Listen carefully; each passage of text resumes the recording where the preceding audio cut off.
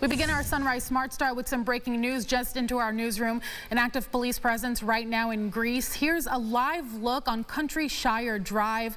News 8 arrived just after 5:30 this morning, where multiple police cars and tape are blocking off the road. One car is pulled over in the taped off section. News 8 crews saw a tech at the scene, and police are asking neighbors for surveillance video. Details are limited at this time, but drivers are encouraged to avoid the area. We will, of course, update you as we learn more on air and online at rochesterfirst.com. Happening today, jury selection set to begin in the murder trial of a Honeoye Falls woman accused of killing her own sister. 55-year-old Jamie Bush previously pled not guilty to murder and tampering with physical evidence in connection to the murder of her sister, 62-year-old Penny Bush, 2 years ago. Court documents show in October 2024, Jamie took 3 phones that belonged to the victim and tried to hide them in the garbage at a coffee shop after allegedly strangling Penny to death. Investigators say she then dumped her sister's body in the Genesee River. It wasn't found until nearly a week later. Bush is due in court at 9:30 a.m. Today's Show co-anchor Savannah Guthrie took to social media late Monday to issue a new video, this one asking for the public's help in finding her mother, Nancy. Guthrie says she believes her mother is out there, but says her family is at an hour of desperation as the search for Nancy Guthrie stretches into a second week. Authorities continue to look for clues, but have yet to identify a suspect or person of interest in the case. These cases are really tough. I take them at face value that they have nothing right now. That being said, if they do have a credible lead, they're very smart to hold it close to the vest.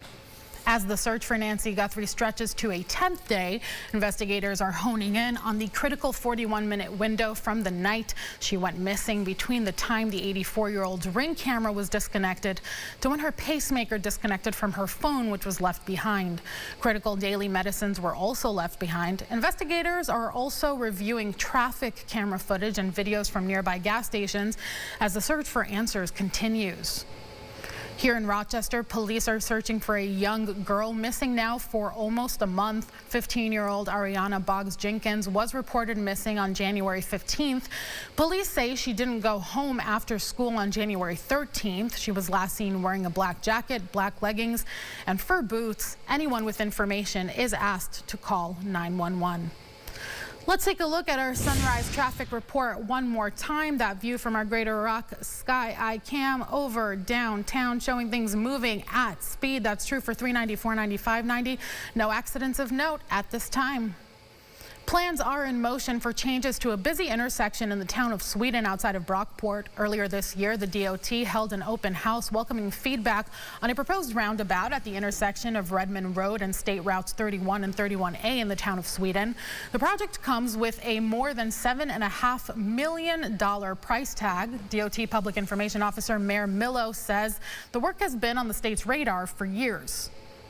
We had heard from people who live out there and from elected officials out there that they were concerned about some crashes that were in the area, often from people trying to turn left and being hit from behind. Some residents we spoke to are in support of a roundabout and think it would force drivers to slow down. Others don't see it making much of a difference and say it's not the right location for one. If all is approved, the DOT anticipates work would begin by summer of next year. Lindsey Vohn's time at the Olympic Games has officially come to an end. The Olympic gold medalist confirming Monday that in a crash over the weekend, she suffered a complex tibia fracture that will require multiple surgeries to fix. Vohn competed despite a torn ACL that she suffered during a crash at a separate competition days before the games began. She went on to say in her Instagram post, "I tried, I dreamt, I jumped, and that should believe in yourself like you believed in me."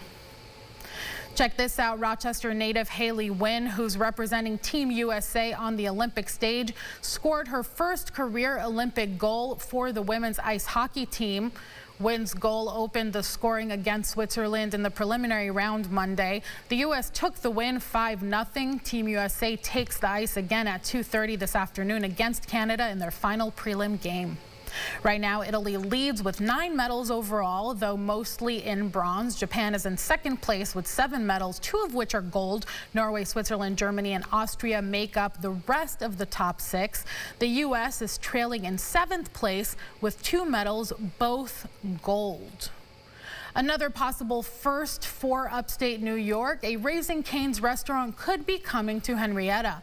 The town board has approved a resolution calling for an environmental review of a property on Jefferson and Clay Roads, right between Shake Shack and Panera Bread for the chicken finger chain location. Town Supervisor Steve Schultz says the company has submitted a letter of intent and plans to file a formal application by tomorrow. If that application is accepted, Schultz says a public hearing would be held at the March 18th town board meeting.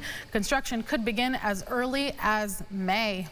Well, you know, if we're looking to eat something, we might be doing it out today. Apparently so. Yeah, right. Take advantage of the warm air on the way this afternoon. Yeah, finally getting above freezing later today. You see the numbers there. We will get into the mid to upper 30s. Watch out, a little bit of snow this morning.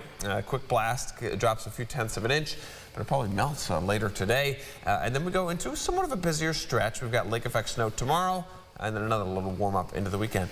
And make sure to check out our podcast, Second Cup of Sunrise. I'll be there along with James. We air every weekday morning at 9 a.m. on the Rochester First streaming app. That does it for us on News 8 at Sunrise. Thanks so much for watching. Our next update's in about 30 minutes. CBS Mornings up next.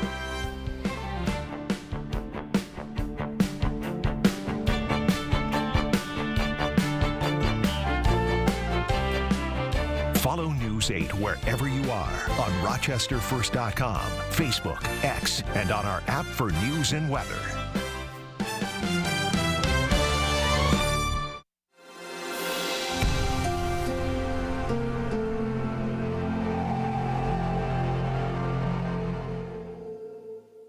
Get the Rochester First streaming app today for everything you love from News 8 On Demand, plus exclusive shows you won't see anywhere else. Search ROC and download for free on Roku, Amazon Fire, and Apple TV.